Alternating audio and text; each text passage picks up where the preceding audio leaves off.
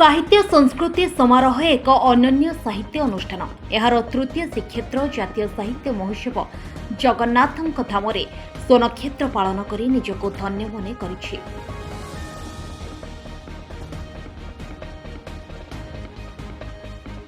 आज आरंभ हो काली पर्यंत यार कार्यक्रम जिला संस्कृति भवन पुरी में जातीय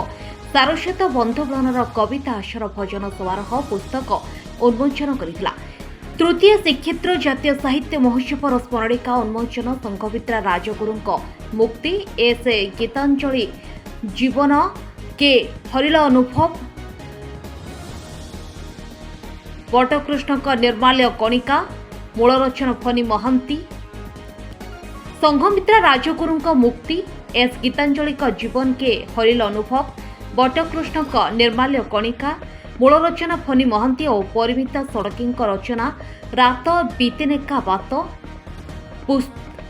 पुस्तक उन्मोचन कर कार्यक्रम में भारतर अनेक राज्य बहुभाषी कवि कवयित्री भाई भौणी मानक जातीय स्तरीय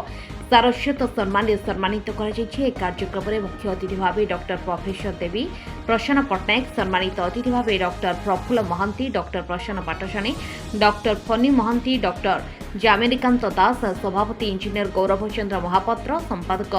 प्रणव छोटराय उपसभापति माधुरी पट्टनायक कोषाध्यक्ष बटकृष्ण पंडा पतित पावनपति युग्म संपादक सौदामिनी सामंतराय ममता षडंगी भारती भूषण पट्टनायक विद्युत लता भूया मंचासीन थे। कार्यक्रम में भारत वर्षर विभिन्न राज्यों शताधिक कवि और कवयित्री उपस्थित थे।